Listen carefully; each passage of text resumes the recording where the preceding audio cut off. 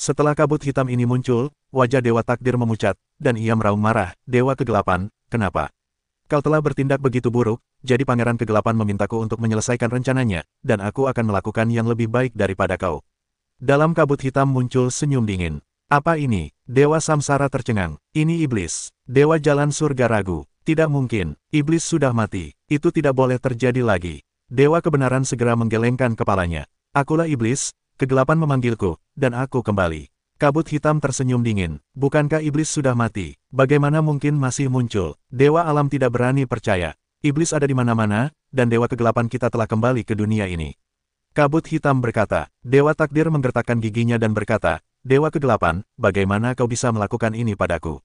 Kau dan aku hanyalah bidak catur Dewa Kegelapan. Sekarang kau tak berguna, jadi kau bisa meninggalkannya begitu saja. Kabut hitam berkata, tidak mungkin, tidak, aku akan berhasil. Dewa Takdir menggelengkan kepalanya dan tidak mau percaya pada Tao. Kabut hitam berkata dengan dingin, lihatlah dirimu sekarang.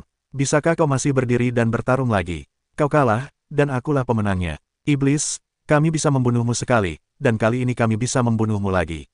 Dewa reinkarnasi itu kejam. Kabut hitam tersenyum meremehkan, terserah kau juga ingin membunuhku untuk kedua kalinya. Konyol, sekarang aku ingin membunuhmu. Gampang, Takdir, tahukah kau wajah Dewa Kegelapan yang sebenarnya sekarang? Kau adalah bidak catur yang bisa dibuang kapan saja, dan kau masih bermain untuknya. Dewa Samsara menatap Jalan Takdir. Dewa Takdir, mengepalkan tinjunya dan tampak garang. Kini ia sepenuhnya percaya bahwa dirinya adalah anak terlantar, dan Dewa Kegelapan total telah terlantar. Takdir, saatnya bangun dan melihat ke belakang.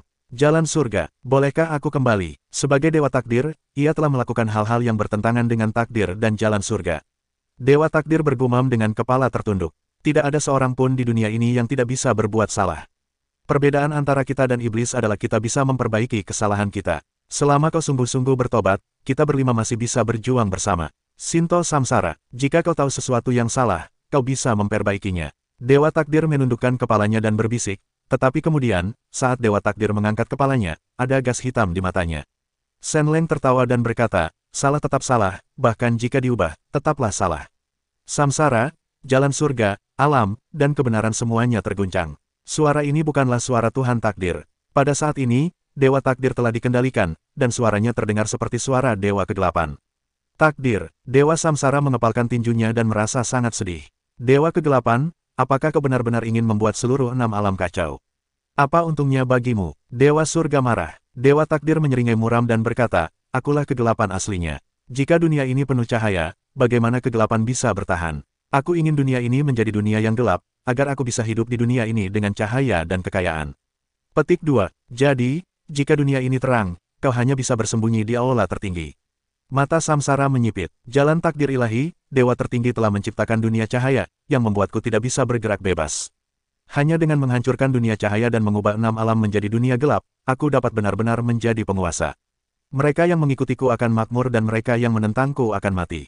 Sifat manusia memiliki sisi gelap. Mengapa harus menekan kegelapan di hatimu? Aku hanya membiarkan setiap orang melepaskan sepenuhnya sifat mereka masing-masing. Inilah kehidupan yang sebenarnya. Setiap orang memang memiliki keinginan gelap, tetapi kita adalah manusia dan dewa, jadi kita harus menekannya. Jika keinginan itu dilepaskan sepenuhnya, dunia hanya akan memiliki kegelapan, dan akan kehilangan cahayanya. Dewa Samsara berkata dengan dingin. Dewa Takdir tak dapat menahan tawa dan berkata, sifat manusia memiliki dua sisi. Jika hatinya terbuka, maka sifatnya tidak akan tertutup oleh kegelapan. Jika hatinya penuh dengan keinginan yang tak berujung, maka itulah wujud aslinya. Sifatnya lebih cocok untuk dunia yang gelap. Itu hanya membunuh dunia. Seberapa berartikah bagimu untuk memimpin dunia yang kacau ini? Dewa kebenaran membenci sang jalan. Inilah sukacitaku. Dewa Takdir tertawa, lalu menjadi acuh tak acuh dan berkata, untuk mengubah dunia, mulailah dengan kalian berempat, dan kalian berempat akan menjadi teladan bagi semua orang. Keempat dewa reinkarnasi telah segera mundur, lalu langsung menuju pintu masuk 18 hari dunia warna. Apakah kalian masih ingin melarikan diri? Dewa Takdir mendengus, lalu kabut hitam segera menyusul, dengan cepat menyebar, dan kemudian kembali mengembun, menghalangi reinkarnasi keempat orang itu untuk pergi. Keempat dewa reinkarnasi itu semua terkejut. Mereka langsung saling memandang, dan kemudian tampaknya telah membuat keputusan yang sama. Mereka semua mengangguk dengan penuh arti. Kemudian mereka membuat segel di tangan mereka secara bersamaan dan meraung, segel cahaya. Pada saat yang sama, keempat orang itu membuat sidik jari, lalu masing-masing menyemburkan seteguk esensi darah, menyemprotkan kekuatan esensi darah ke sidik jari tersebut. Dalam sekejap, kekuatan jejak tangan itu meledak, dan cahaya menyilaukan tiba-tiba menyelimuti keempat dewa reinkarnasi. Ini adalah kekuatan cahaya. Di bawah kekuatan ini, keempat dewa reinkarnasi menjadi sangat suci, seolah tak tergoyahkan. Di bawah cahaya kekuatan ini, keempat dewa reinkarnasi bergegas menuju kabut hitam. Melihat kekuatan terang ini, kabut hitam segera mundur dan tidak berani mendekatinya sama sekali. Segel cahaya, kalian berempat seharusnya membuat segel cahaya sedikit, kan? Kabut hitam mundur dan mencibir. Reinkarnasi berkata dengan cara ilahi, meskipun tidak ada takdir yang bergabung dengan kekuatan, tetapi berurusan denganmu sekarang sudah cukup. Keempat dewa reinkarnasi dengan cepat bergegas menuju pintu masuk dunia warna selama 18 hari. Kabut hitam tidak berani menghentikannya untuk sementara waktu. Mereka hanya bisa menyaksikan keempat dewa reinkarnasi bergegas melewatinya. Dan Dewa Takdir sekarang berada di bawah kekuatan Dewa Kegelapan, yang hanya terkekang oleh kekuatan cahaya, jadi dia tidak bisa mendekatinya sekarang. Keempat dewa reinkarnasi tak ragu memasuki pintu masuk skala warna selama 18 hari, lalu memblokir keempat segel cahaya di pintu masuk tersebut. 18 hari setelah memasuki dunia warna, mereka hampir kelelahan dan terkapar di tanah dengan wajah pucat. Semoga keempat segel cahaya ini bisa menahan mereka untuk sementara waktu, kata dewa reinkarnasi dengan lemah. Kita harus memulihkan kekuatan kita sesegera mungkin, lalu terus memperkuat kekuatan segel cahaya. Jalan surga. Pada saat ini, 7 dewa gelar asli dan 9 artefak yang telah memperhatikan pertempuran semuanya mendatangi keempat dewa reinkarnasi. Mereka terkejut melihat keempat dewa reinkarnasi telah mundur ke dunia warna selama 18 hari. Samsara, kau baik-baik saja? Tanya Lei Ying khawatir. Kami baik-baik saja. Kami hanya kelelahan. Kami akan beristirahat sejenak. Dewa reinkarnasi menggelengkan kepalanya. Ada apa selama 6 hari ini? Tanya Liu. Iblis muncul lagi, dan Dewa Kegelapan memanggilnya keluar dan sepenuhnya mengendalikan Dewa Takdir. Sekarang kita telah kehilangan dunia hasrat selama 6 hari. Dewa Jalan Surga tidak punya pilihan. Untungnya, sekarang setelah kita menyegel pintu masuk dengan segel cahaya, mereka tidak akan bisa datang ke dunia warna selama 18 hari. Sinto kebenaran. Iblis muncul. Semua orang terkejut. Mereka tahu situasi Dewa Iblis. Itu adalah iblis pertama di dunia ilahi, dengan kekuatan yang mengerikan. 5 dewa pencipta agung bersatu untuk mengepung dan membunuh mereka, lalu mereka membunuh mereka. Kini, para iblis muncul kembali. Hanya tersisa 4 dewa pencipta dari 5 dewa pencipta. Tentu saja, sulit untuk menghadapi mereka. Selain itu, ada dewa-dewa gelap yang mengendalikan di balik layar. Kali ini, aku khawatir seluruh dunia dewa akan benar-benar gelisah. Jika aku tidak bisa bertahan di pintu masuk, kata 8 diagram Tai Chi. Cahaya diagram Taiji Baguo juga merupakan cahaya suci, yang melengkapi Ki Jahat. Jika kau menggunakan 8 diagram Taiji untuk perlindungan, tidak ada masalah. Jalan ilahi alam, 8 trigram Taiji bisa dilawan, tapi aku khawatir itu tidak akan bertahan lama. Kita harus memikirkan cara lain. Di mana dewa tertinggi sekarang? Tanya Dewa Samsara. Dia akan pulih sekarang, kata Liu. Bagaimana dia bisa pulih? Dewa reinkarnasi meragukan jalan tersebut. Liu Piaoyue berkata, dia harus menyatukan tulang-tulang dari 99.999 generasi sebelumnya, agar tubuhnya dapat dianggap sebagai kesempurnaan agung, dan dia dapat memulihkan kekuatannya sepenuhnya. Penggabungan tulang-tulang 99.999. Dewa Samsara terkejut mendengarnya. Saya yakin dia bisa melakukannya, dan dia akan mampu menenangkan kekacauan di dunia dewa. Liu Piaoyue berkata dengan sangat tegas. Dewa reinkarnasi mengangguk dan berkata, kita semua percaya pada dewa tertinggi. Dalam hal ini, bahkan jika kita berjuang untuk hidup ini, kita harus bersikeras menunggu dewa tertinggi kembali. Mari kita kultivasikan diri kita dulu, mari kita awasi di sini, kata Cambuk. Keempat dewa reinkarnasi sedang mencari tempat untuk mulai mengolah diri mereka sendiri. 7 dewa gelar asli dan 9 artefak semuanya menatap pintu masuk 18 hari dunia warna, terutama diagram 8 diagram Tai Chi, siap menjaga pintu masuk kapan saja. Aku ingin hidup selama 6 hari. Roh hitam Dewa Takdir menghilang, dan Dewa Takdir memulihkan pikirannya. Setelah melihat iblis itu, ia marah dan pergi ke aula tertinggi. Apa maksudmu, Dewa Kegelapan? Ketika Dewa Takdir tiba di aula tertinggi, ia bertanya sambil menatap Dewa Kegelapan di patung Dewa tertinggi. Dewa Kegelapan berkata dengan dingin, lebih baik kau cari tahu siapa dirimu sekarang dan apa yang akan kulakukan. Sepertinya kau belum perlu melapor. Aku sudah membayar begitu banyak selama bertahun-tahun, dan kau juga melakukannya padaku. Dewa Takdir menggeram. Dewa Kegelapan mencibir, kau sudah membayar banyak selama bertahun-tahun ini. Tetapi selama bertahun-tahun, kau telah mengecewakanku berulang kali. Sekarang, apa kau ingin aku menunggu sampai dewa tertinggi kembali ke akhir? Aku bisa membantumu menyelesaikan semuanya, dan aku akan berhasil. Dewa Takdir menggertakkan giginya. Kau akan berhasil. Bagaimana mungkin aku tidak melihatnya? Aku hanya melihat kegagalanmu berulang kali, kecuali itu, tidak ada yang lain. Dewa Kegelapan berkata dengan dingin, aku percaya Dewa Iblis akan melakukan yang lebih baik daripada kau. Apa itu dewa sihir? Manusia kalah, kata Dewa Takdir dengan nada meremehkan. Benarkah? Pada saat ini, kabut hitam keluar dan mengeluarkan suara menghina. Dewa Takdir memandang Dewa Iblis, dan juga membenci, jika Dewa Kegelapan memanggilmu, kau tetap akan menjadi orang mati. Tapi kau juga jangan lupa, kalau bukan kelima dewa penciptamu yang bergandengan tangan, aku tidak akan kalah. Kau sendiri yang mau menang. Konyol, cara ajaib itu. Dewa Takdir menyipitkan matanya dan berkata, aku bisa menekanmu sekali, aku bisa menekanmu 2 kali. Kau ditakdirkan untuk gagal dalam hidupmu. Kalau begitu, cobalah. Dewa Iblis itu juga tak berkata apa-apa, kabut hitam berkumpul, lalu pergi menuju Dewa Takdir. Cari kematian. Dewa Takdir murka. Menurutnya, merupakan penghinaan baginya karena seorang jenderal yang kalah dari pasukannya datang menantangnya. Dewa Takdir meraung, dan kekuatan itu keluar dan menghantamnya. Dewa Sihir dan Dewa Takdir bertabrakan dalam sekejap. Kekuatan dewa itu sangat mengerikan. Kabut hitam itu melesat keluar, dan memiliki kekuatan magis yang tak terbatas, yang dapat menghancurkan segalanya. Pada saat bertabrakan dengan Dewa Takdir merasakan tekanan pada dirinya sendiri, dan hatinya terguncang. Tetapi akankah Dewa Takdir yang sombong itu mengakui bahwa dirinya tidak sebaik Dewa Takdir? Ia akan mengerahkan seluruh kekuatannya. Jika roda takdir digulirkan, ia akan menghancurkan dewa. Namun, kekuatan dewa terlalu kuat, dan dengan mudah menerima pukulan Dewa Takdir, lalu roh iblis menyerbu dengan liar, dan langsung melilit roda takdir. Boom! Sebuah kekuatan dahsyat meletus, dan roda takdir berbalik ke arah Dewa Takdir. Dewa Takdir mengubah wajahnya secara drastis, tubuhnya mundur dengan cepat, lalu ia mengerahkan kekuatannya untuk menangkap roda takdir. Namun, kekuatan roda takdir itu mengerikan, dan Dewa Takdir tidak dapat menahannya sama sekali, tetapi malah dihujani oleh roda takdir. Aduh! Dewa Takdir menghantam pilar aula utama, dan menyemburkan seteguk darah dan wajahnya sangat jelek. Dan kau ingin melawanku dengan kekuatan seperti itu? Iblis mendengus sinis. Dewa Takdir merasa malu. Ia selalu gagal, kini ia dikalahkan di tangan dewa yang tak pernah melihat dengan jelas. Sungguh memalukan. Takdir, kau hanya punya 2 pilihan, membantu Dewa Iblis menyelesaikan tujuan besar atau mati, kata Dewa Kegelapan. Dewa Takdir tiba-tiba menyusut, ia tak percaya melihat Dewa Kegelapan. Dewa Kegelapan bahkan ingin ia menjadi tangan dewa, tiba-tiba ingin ia mati. Dewa Takdir dipenuhi kebencian di hatinya. Ia adalah dewa pencipta di aula. Ia adalah dewa tertinggi di dunia selain dewa tertinggi. Bagaimana mungkin ia menjadi pemimpin iblis? Namun, Dewa Takdir tidak rela mati seperti ini. Ia membayar mahal untuk itu. Jika ia mati seperti ini, semuanya akan sia-sia, dan tak ada gunanya. Ia harus menanggungnya. Ia bersumpah dalam hatinya bahwa ia harus membuktikan diri dan menghancurkan semua orang yang membencinya. Dewa Takdir menggertakkan giginya, lalu mengepalkan tinjunya dan berkata, baiklah, aku bersedia membantu Dewa Iblis.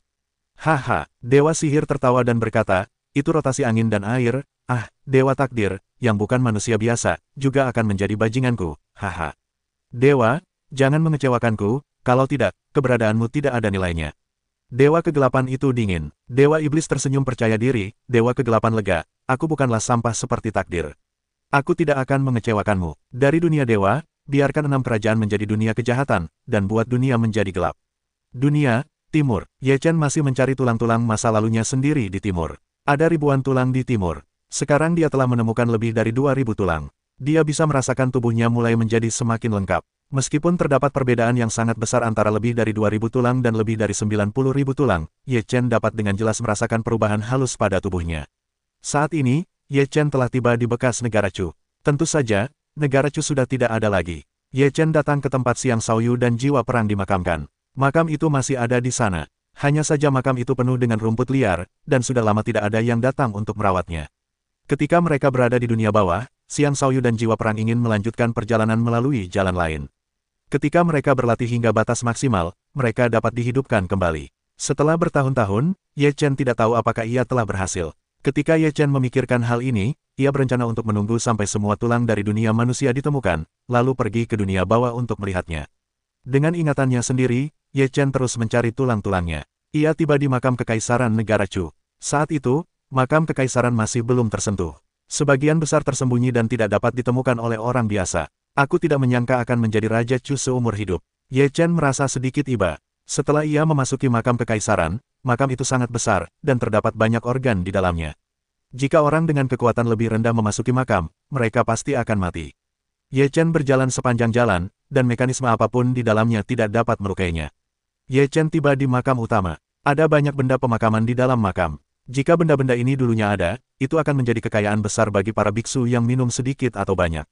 Tetapi bagi Ye Chen sekarang, itu hanyalah besi tua. Siapa yang membobol makamku? Pada saat ini, sebuah teriakan terdengar, diikuti oleh sesosok tubuh di makam utama. Ye Chen saling memandang. Dia adalah seorang pria tua. Sepertinya dia seharusnya menjadi penjaga makam. Beraninya kau mencuri makam kekaisaran, kecam lelaki tua itu. Ye Chen berkata dengan lemah, negara Chu sudah musnah. Apa kau masih menjaga makam di sini?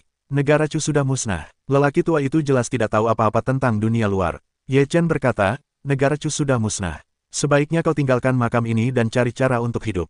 Sekalipun negara Chu sudah musnah, sebagai penjaga makam, aku tidak akan pernah membiarkanmu menghancurkan apapun di makam kekaisaran.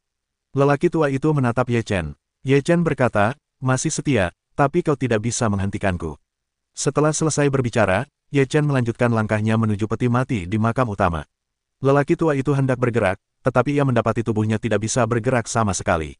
Lelaki tua itu menyadari saat itu bahwa kekuatan Ye Chen jauh melampaui imajinasinya. Ye Chen melambaikan tangannya, dan penutup peti mati pun terangkat. Tiba-tiba, seberkas cahaya muncul dari dalam dan melesat ke arah Ye Chen. Namun, ketika Ye Chen tiba di depannya, ia sudah berhenti. Ada beberapa anak panah pendek yang khusus digunakan untuk menghadapi perampok makam. Anak panah itu jatuh ke tanah. Ye Chen berjalan ke peti mati dan melihat seorang pria parubaya terbaring di dalam peti mati. Pria parubaya itu mengenakan jubah naga, dan tubuhnya terawat baik.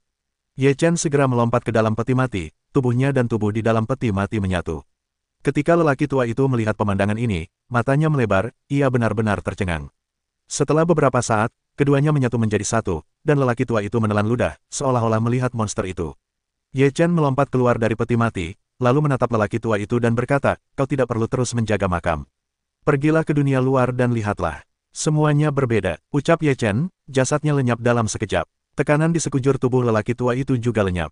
Ia melihat peti mati, hanya jubah naga yang tersisa. Setelah Ye Chen meninggalkan makam kekaisaran, ia mulai pergi ke tempat berikutnya. Di wilayah timur, Ye Chen menghabiskan 3 bulan untuk menemukan 5.000 tulang tersebut. Kemudian, Ye Chen pergi ke wilayah selatan tanpa henti.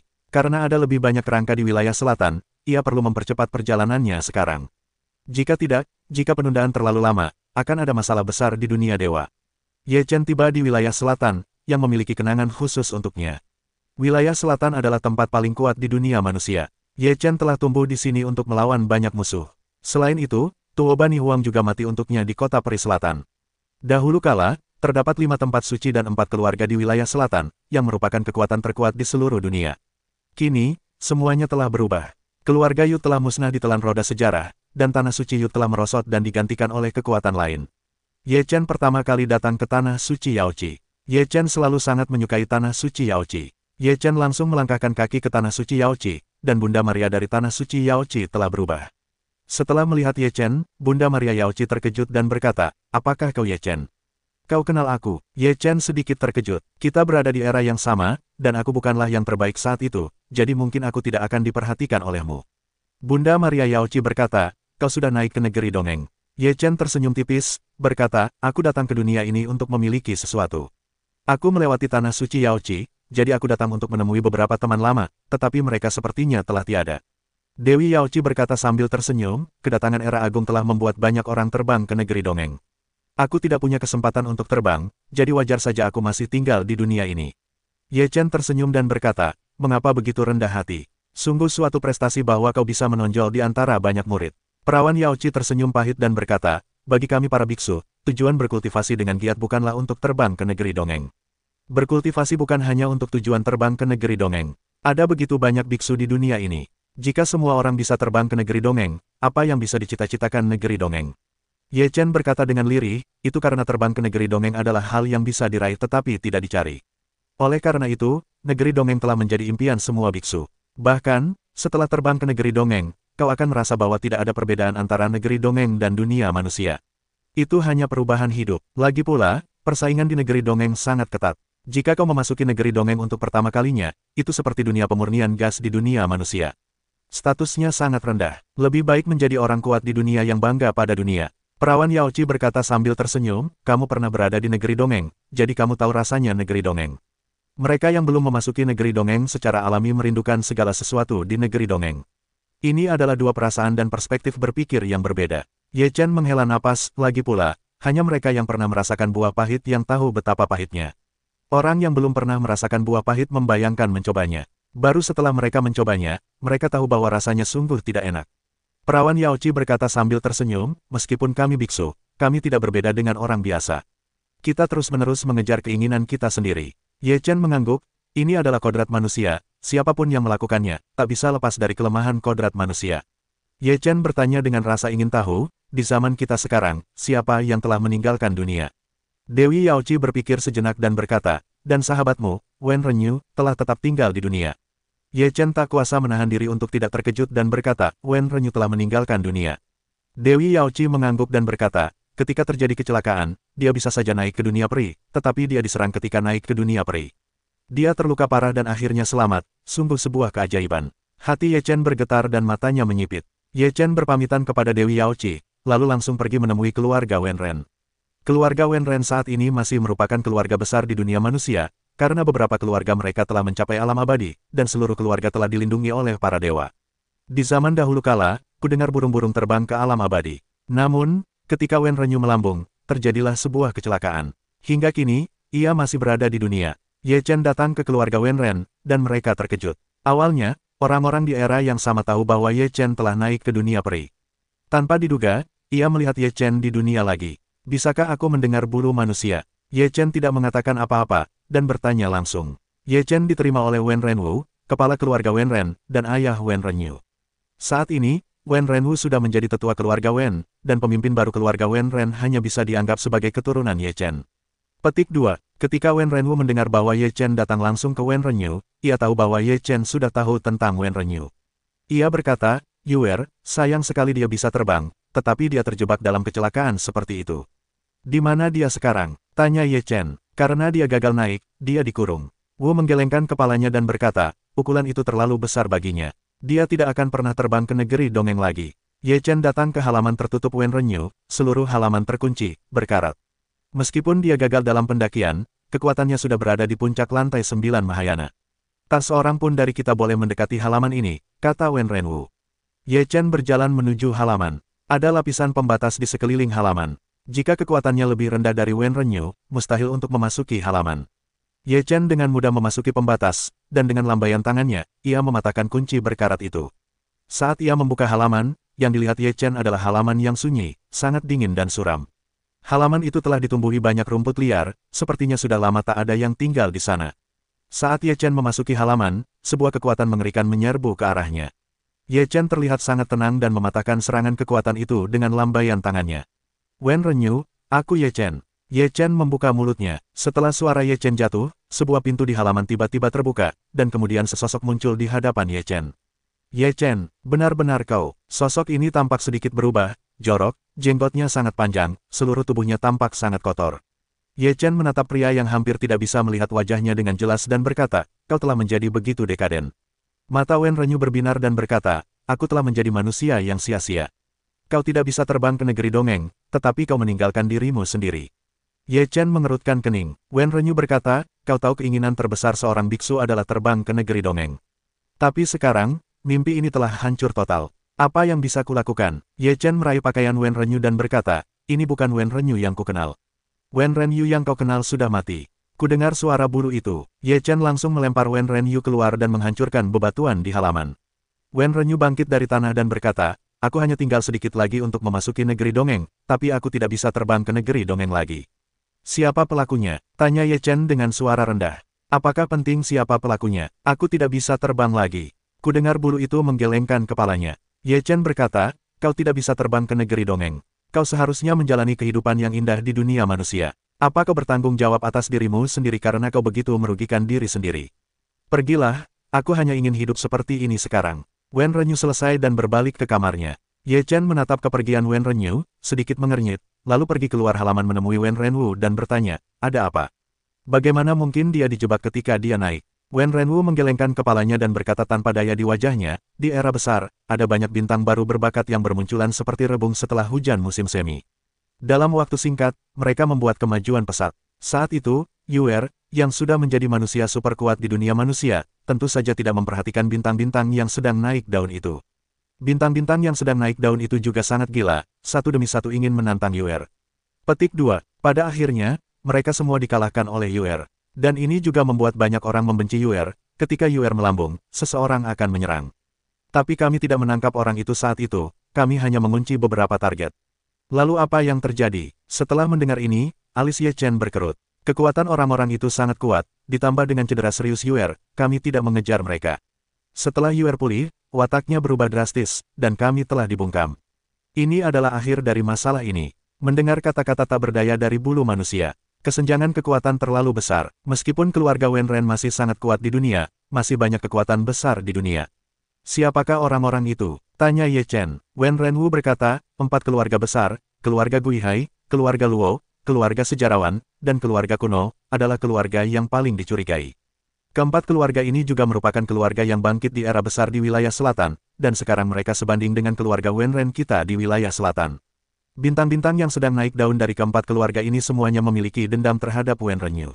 Tanya Ye Chen. Wenren Wu mengangguk dan berkata, permusuhan mereka adalah yang terbesar, dan juga yang paling dicurigai. Ye Chen berkata, saya mengerti. Ye Chen melihat kembali ke halaman dan kemudian mengucapkan selamat tinggal kepada Wenren Wu. Setelah meninggalkan keluarga Wenren, Ye Chen menanyakan tentang situasi dan alamat keluarga Guihai, keluarga Luo, keluarga Gu dan keluarga Si. Di wilayah selatan pegunungan yang indah, terdapat sebuah lembah. Lembah itu memiliki kompleks bangunan yang sangat besar, bangunan-bangunan di dalamnya sangat makmur dan mewah. Sosok Ye Chen muncul di atas lembah, memandangi bangunan-bangunan di lembah, lalu tubuhnya menghilang di udara, dan telah tiba di lembah. Penduduk lembah ini adalah keluarga Guihai. Ye Chen langsung jatuh ke dalam lubang besar yang dalam. Begitu mendarat, ia melangkah keluar dari lubang yang sangat besar. Pada saat yang sama, seluruh lembah berguncang, dan banyak bangunan runtuh karena kekuatan yang kuat. Siapa yang membobol keluargaku? Teguran dewa datang, beberapa sosok muncul di hadapan Ye Chen. Ekspresi Ye Chen tenang, dan berkata, biarkan kau pulang, kembali ke Nantong, keluargamu. Siapa kau? Tanya seorang anggota keluarga Guihai. Bang, begitu kata-kata itu jatuh, tubuhnya terpental terbalik dan menghantam sebuah bangunan dengan keras, yang langsung runtuh. Beberapa orang di tempat kejadian terkejut. Mereka tidak melihat tangan Ye Chen, dan seorang pria kuat di lingkungan kebugaran terlempar mundur. Kembali ke Nantong dan keluar. Suara Ye Chen bergema di seluruh keluarga Guihai, membuat gendang telinga semua orang di keluarga Guihai terasa pecah. Kembali ke laut, Nantong ada di sini. Pada saat ini, seorang pria muncul, tampak kecil, tetapi napasnya sangat mengerikan. Itu pasti puncak Mahayana. Ye Chen menatap pria itu dan berkata, kembali ke Nantong, kan? Siapa kau? Guihai Nantong menatap Ye Chen. Dia merasakan Ye kekuatan Chen mengejutkannya. Ye Chen berkata, namaku Ye Chen. Ye Chen, nama Guihai Nantong begitu familiar. Siapa yang tidak mengenal Ye Chen di seluruh dunia? Bahkan bintang-bintang yang sedang naik daun pun pernah mendengar nama Ye Chen dari para tetua mereka. Sosok yang begitu legendaris di dunia. Bukankah kau terbang? Guihai Nantong menatap Ye Chen dengan ngeri. Itu bukan pertanyaan yang seharusnya kau tanyakan. Ye Chen menatap Guihai Nantong dengan dingin dan berkata, aku akan bertanya apakah kau punya dendam dengan Wenren Yu. Guihai Nantong tertegun sejenak, lalu berkata, ya, aku punya dendam dengan Wenren Yu. Apa hubungannya denganmu mendengar bahwa bulu orang beterbangan dan direkayasa oleh orang lain? Ye Chen menatap Guihai Nantong dan berkata, jika kau tidak mengatakan yang sebenarnya, aku akan membuat seluruh keluarga Guihai lenyap sepenuhnya dari dunia ini. Hati Guihai Nantong bergetar, menyipitkan matanya, dan berkata, apa hubungannya ini denganmu? Tidakkah kau tahu bahwa kau dan Wenren Yu adalah saudara sebelum aku terbang? Ye Chen berkata, Guihai Nantong memang tahu tentang ini, tetapi Ye Chen sudah naik ke dunia peri saat itu. Siapa yang tahu bahwa Ye Chen akan kembali ke dunia manusia suatu hari nanti? Kembali ke Hainan Channel, urusan Wenren Yu tidak ada hubungannya denganku. Benarkah? Ye Chen tiba-tiba mengerahkan kekuatannya untuk melindungi Guihai Nantong. Guihai Nantong langsung tak mampu bergerak, dan raut wajahnya berubah drastis. Dengan kekuatannya di puncak Mahayana, hanya ada sedikit lawan di dunia ini. Namun, ia tak menyangka bahwa ia tak berdaya menghadapi Ye Chen. Tubuh Ye Chen berada di depan Guihai Nantong. Guihai Nantong ingin mundur, tetapi ia mendapati tubuhnya tak bisa bergerak sama sekali. Kekuatan jiwa Ye Chen melesat keluar dari alisnya, lalu menuju ke selatan Guihai. Kekuatan jiwa itu merasuki Guihai Nantong, dan dengan cepat mulai mencari-cari di benak Guihai Nantong. Guihai Nantong ingin melawan, tetapi kekuatan jiwa Ye Chen terlalu kuat. Guihai Nantong tak mampu melawan sama sekali, dan jiwanya langsung direbut Ye Chen. Kekuatan jiwa Ye Chen dengan cepat dicari di benak Guihai Nantong. Setelah beberapa saat, Ye Chen mendapatkan kembali kekuatan jiwanya. Guihai Nantong tampak sangat pucat. Ia tahu bahwa di bawah pencarian Ye Chen, ia sama sekali tidak memiliki rahasia untuk dibicarakan. Aku bilang, jika kau tidak mengatakan yang sebenarnya, aku akan membuat seluruh keluarga Guihai lenyap dari dunia ini. Wajah Ye Chen menjadi sangat acuh tak acuh. Wajah Guihai Nantong berubah drastis, dan ia langsung berkata, ini semua kulakukan sendiri. Ini tidak ada hubungannya dengan keluarga Guihai. Aku sudah memberimu kesempatan, tetapi jika kau tidak menghargainya, kau harus membayarnya. Ye Chen berkata, kembali ke Hainan, aku bekerja sendiri. Suatu saat nanti, tolong biarkan keluargaku pergi. Kau harus membayarnya sebelum kau melakukannya. Setelah Ye Chen selesai, ia langsung mengendalikan Guihai Nantong, lalu menghentakkan kakinya, dan kekuatan dahsyat menyapu seluruh keluarga Guihai. Semua bangunan keluarga Guihai tersapu oleh kekuatan ini, dan seluruh keluarga Guihai menjadi reruntuhan. Namun, tidak semua anggota keluarga Guihai tewas. Ye Chen tidak bertindak sekejam itu, meninggalkan beberapa anggota keluarga Guihai. Ye Chen kembali ke rumah kuno itu lagi setelah kembali ke laut. Ye Chen menggunakan metode yang sama untuk menanyai wilayah kuno tempat keluarga Gu pernah bermusuhan dengan Wen Renyu, dan wilayah kuno itu tidak mengatakan yang sebenarnya. Aku sudah tahu segalanya tentang kesadaran ilahi Guihai Nantong, tetapi kau bilang itu tidak ada hubungannya denganmu. Ye Chen menatap jalan kuno dengan dingin. Begitu wajahnya berubah, ia berbalik dan hendak melarikan diri. Ye Chen bersenandung, dan tubuh wilayah kuno itu tidak bisa bergerak. Kau pikir kau bisa melarikan diri? Kau harus membayar perbuatanmu, dan seluruh keluarga Gu juga sama. Ye Chen berkata, hati wilayah kuno bergetar, dan sekarang sudah terlambat untuk menyesal. Kemudian, Ye Chen pergi menemui para sejarawan dan keluarga Tang. Dia sudah tahu bahwa mereka berdua terlibat dalam urusan Guihai Nantong, jadi dia tidak ingin bertanya lagi. Dia langsung menghancurkan para sejarawan dan keluarga Tang, lalu membawa siun dari para sejarawan dan klan Tang dari keluarga Tang ke keluarga Wen Ren. Ye Chen datang ke halaman Wen Renyu dan mengusir Guihai Nantong, Gu Yu, Siun, dan Tang Renzong, lalu menyuruh mereka berlutut di luar halaman Wen Renyu. Wen Renyu, aku telah membawakanmu 4 orang yang menyerangmu secara diam-diam. Sekarang berlututlah di depan halamanmu. Kau bisa melakukannya sendiri. Ye Chen berkata, jika kau masih seorang pria, kau akan memberiku tanggung jawab sebagai seorang pria. Jika kau lolos seperti ini, kau hanyalah pecundang. Petik 2. Keberhasilan dan kegagalan keduanya adalah sikap. Sikapmu menentukan apakah kau seorang pemenang atau pecundang. Aku punya hal lain untuk diurus. Pikirkan sendiri. Setelah mengatakan itu, Ye Chen pergi. Guihai Nantong, Siun, Gu Yu, dan Tang Renzong berlutut di luar halaman. Mereka semua terkesiap ketika mendengar kejadian itu. Keempat orang ini adalah tokoh hegemonik di seluruh dunia. Siapa yang berani memprovokasi mereka? Sekarang mereka berlutut di keluarga masing-masing. Jika ini tersebar, seluruh dunia akan terkejut. Setelah Ye Chen pergi, sosok Wen Renyu muncul di luar halaman. Ia menatap keempat orang yang berlutut di depannya. Matanya penuh kebencian. Namun, tak lama kemudian, kebencian semacam ini berangsur-angsur menghilang, dan ia berkata dengan tenang, kalian bisa berkultivasi sendiri. Kembali ke laut, keempat orang Nantong terkejut, berkultivasi sendiri. Mereka semua adalah puncak Mahayana. Bagaimana mereka bisa berdiri di dunia manusia setelah berkultivasi sendiri? Wen Renyu, lebih baik kau bunuh aku. Itu milik saluran Hainan. Dalam posisi kita sekarang, jika kita ingin merendahkan diri untuk berlatih, sekalian saja kita bunuh diri. Jalan kuno, Wen Renyu menarik napas dalam-dalam dan berkata, karena kau tidak mau merendahkan diri untuk berlatih, aku akan membantumu. Kekuatan Wen Renyu meledak dengan harga yang tepat. Pengalaman ini sungguh mengerikan. Ketika keempat orang itu kembali ke Nantong merasakan kekuatan Wen Renyu, mereka semua terkejut. Kekuatanmu, bagaimana bisa sekuat itu? Aku tak percaya. Mereka semua tahu bahwa Wen Renyu telah merosot sejak ia terluka parah oleh mereka. Bagaimana ia bisa menjadi begitu mengerikan sekarang? Jika aku harus membunuhmu, kau pasti sudah mati, kata Wen Renyu lemah. Tidak mungkin. Bagaimana kau bisa sekuat itu? Ia menggelengkan kepalanya. Wen Renyu berkata, kau hanya perlu memukulku dengan keras, wilayahku tidak akan runtuh. Jika bukan karena serangan diam-diammu, aku pasti sudah bangkit. Terlebih lagi, kita masih memiliki kekuatan itu, tetapi kita tidak bisa terbang lagi. Wen Renyu berkata, lalu ia menepukkan tangannya ke arah Guihai Nantong. Ketika kembali ke Nantong, ia menyadari bahwa Wen Renyu akan mudah membunuh mereka, tetapi Wen Renyu tidak melakukannya karena mereka tidak layak disebut di mata Wen Renyu. Kembali ke laut, Nantong ditampar dengan telapak tangan bulu manusia, dan kultivasinya pun hancur.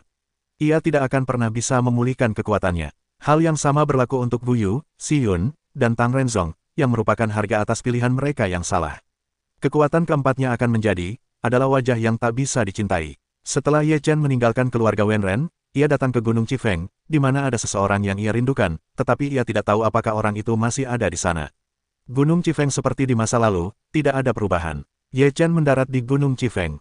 Ia menggunakan kekuatan jiwanya untuk memindai seluruh Gunung Chifeng, tetapi tidak menemukan jejak napas. Tidak ada seorang pun di Gunung Chifeng. Apakah ini gunung yang kosong? Apakah guru sudah naik ke surga? Ye Chen bertanya pada dirinya sendiri dengan ragu. Ye Chen berkeliling Gunung Chifeng sebentar, dan melihat beberapa batu berukir dengan beberapa rune di atasnya. Ketika Ye Chen melihat rune-rune ini, ia tahu bahwa itu adalah kitab suci Tao. Guru, apakah Anda ingin mewariskan kitab suci Tao? Ye Chen bertanya pada dirinya sendiri. Ye Chen tidak menemukan apapun di Gunung Chifeng. Ia meninggalkan Gunung Chifeng, mengesampingkan pikiran-pikiran lain, dan mulai mencari tulang-tulangnya di kehidupan sebelumnya.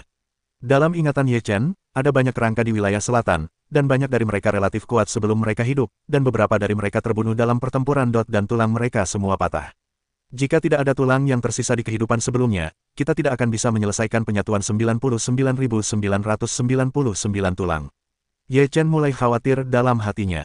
Jika kita tidak bisa mencapai penyatuan 99.999 tulang, bisakah kita benar-benar kembali ke kondisi puncak? Ye Chen tidak terlalu memikirkannya, tetapi sekarang kita akan dapat menyatukan semua tulang penyatuan lagi. Alam dewa, aula tertinggi. Sekarang aku merasa bahwa dewa tertinggi semakin kuat. Kau harus mempercepat dan mencari tahu keberadaan dewa tertinggi. Kita harus membunuh dewa tertinggi sesegera mungkin. Sinto gelap, sekarang segel cahaya tidak akan bertahan. Ketika kita memasuki dunia warna selama 18 hari, kita akan menangkap mereka semua dalam reinkarnasi, dan kita tidak akan takut untuk mengetahui keberadaan dewa tertinggi. Dewa Iblis mencibir, selama dewa tertinggi kehidupan ini terbunuh, tidak akan ada dewa tertinggi di dunia ini, dan dia tidak akan pernah menjadi dewa tertinggi lagi. Dewa kegelapan itu dingin. Jangan khawatirkan dewa kegelapan. Tak lama lagi kita bisa menguasai dunia dengan damai. Dewa Iblis tersenyum percaya diri. Dunia warna telah berusia 18 hari. Dewa reinkarnasi, dewa surga, dewa kebenaran, dan dewa pencipta telah pulih setelah beberapa waktu, dan kekuatan mereka hampir pulih. Mereka menatap pintu masuk yang tersegel cahaya, masih khawatir. Dalam sekejap, sudah sekitar setengah bulan. Pada hari ini, dalam 6 hari dunia keinginan, terdengar gemuruh, dan cahaya pintu masuk bersinar. Iblis dan takdir telah mulai menyerang segel cahaya. Dewa Samsara tercengang. Pada saat ini, diagram Taiji Bagua segera terbang keluar, lalu meledak menjadi cahaya yang menyilaukan, menghalangi pintu masuk, dengan cahaya suci mereka sendiri untuk memperkuat kekuatan segel cahaya. Mari kita bekerja sama untuk memperkuat segel cahaya, kata Lei Ying dengan suara lantang. Percuma saja, jangan sia-siakan usahamu. Kau harus meninggalkan dunia berwarna selama 18 hari dan pergi ke surga tanpa warna. Dewa Samsara berdiri dan berkata, jika dunia warna hancur selama 18 hari, maka surga tanpa warna akan gelisah. Kemana kita bisa melarikan diri? Kata cambuk, tinggallah di perbukitan hijau, jangan takut kayu bakar terbakar, sekarang dewa tertinggi masih membutuhkan perlindunganmu. Petik 2. Jika dunia dewa telah sepenuhnya ditaklukkan, maka pergilah ke negeri dongeng. Apapun yang terjadi, kau harus menunggu dewa tertinggi kembali, kata dewa surga. Setelah dunia dewa menjadi dunia gelap, 5 alam lainnya akan berada dalam bahaya. Pada saat itu, kau harus membantu dewa tertinggi di negeri dongeng dan biarkan dia memulihkan kekuatannya sepenuhnya. Dewa alam, mendengar kata-kata beberapa dewa pencipta, 7 dewa gelar asli dan 9 alat dewa sangat tertekan, tetapi mereka harus mengakui bahwa kata-kata dewa pencipta itu masuk akal. Ayo pergi, pukul cambuk dan gigit giginya. 7 dewa gelar asli dan 9 artefak pergi, dan langsung menuju surga tanpa warna. Sekarang mari kita bertarung dengan baik. Bahkan jika kita mati, itu semacam kehormatan. Dewa kebenaran berkata sambil tersenyum. Bertarunglah. Dewa jalan surga juga tertawa terbahak-bahak. Mereka maju dengan gagah berani tanpa sedikit pun menoleh ke belakang. Keempat dewa pencipta berdiri di bawah segel cahaya, menunggu kedatangan dewa iblis dan dewa takdir. Segel cahaya semakin redup. Aliran ki jahat mengalir deras dari segel cahaya, dan tawa jahat dewa iblis keluar dari segel cahaya.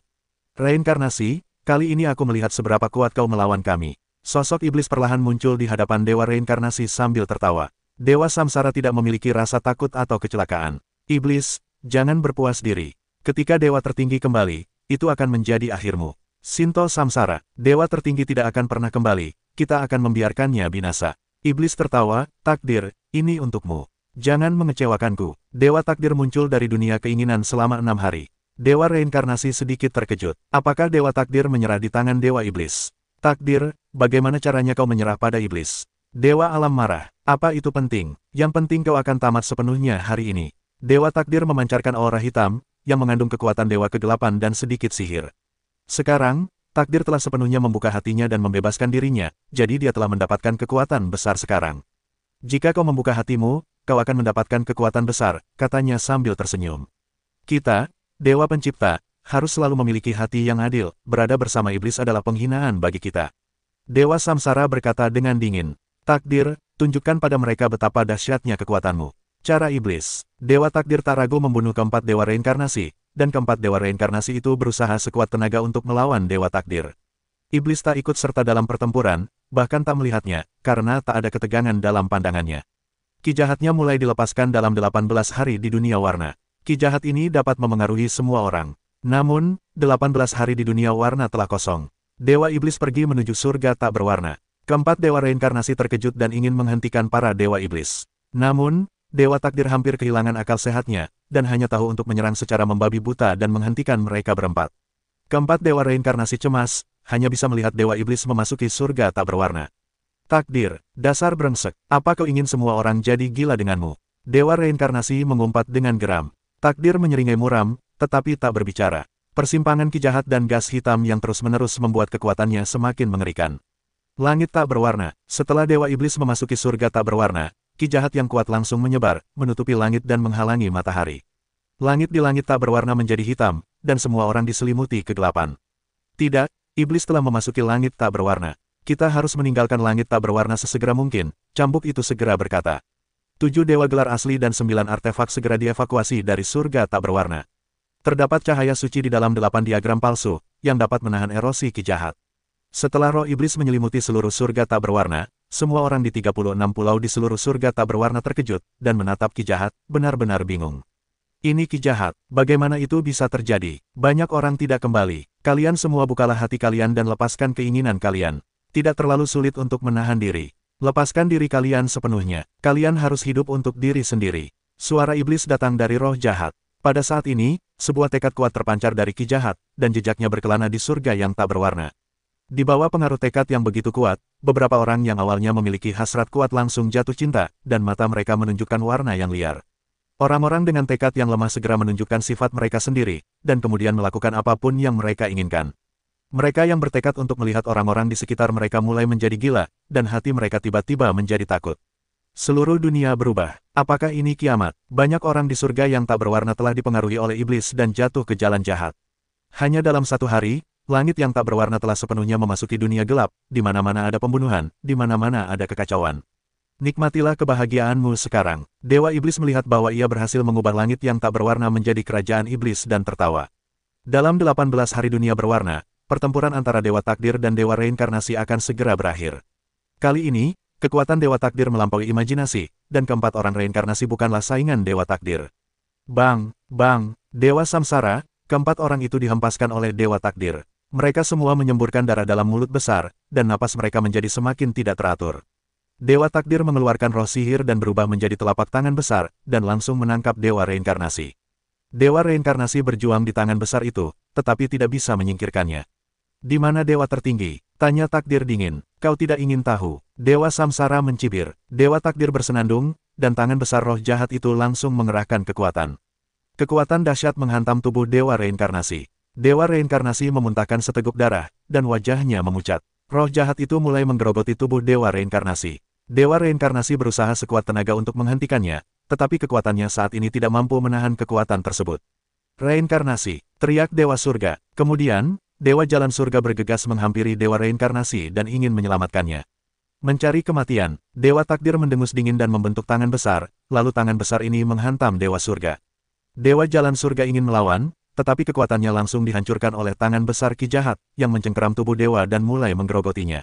Alam, kebenaran, pergilah. Dewa surga berseru dengan lantang. Dewa alam dan dewa kebenaran terkejut. Dewa takdir begitu kuat sehingga mereka tak mampu mengalahkannya. Pergi. Dewa reinkarnasi meraung histeris dengan sisa tenaganya. Ayo pergi. Dewa surga meraung. Dewa pencipta dan dewa kebenaran mengepalkan tangan mereka dan akhirnya memilih untuk pergi.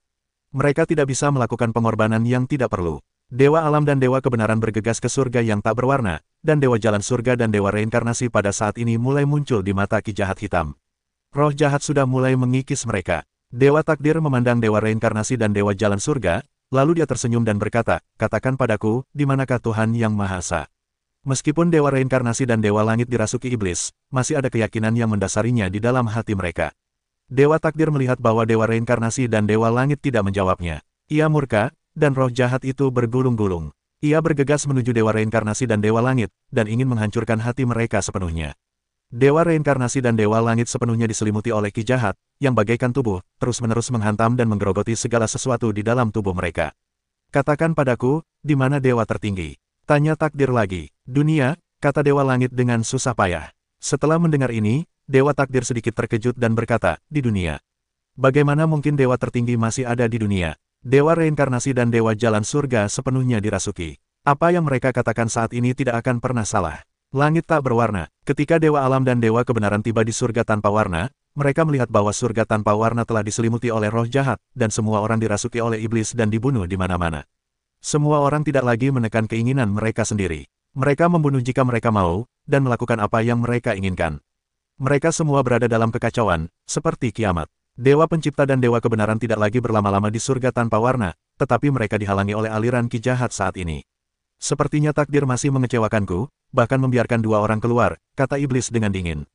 Baik dewa pencipta maupun dewa kebenaran terkejut, dan mereka segera mundur.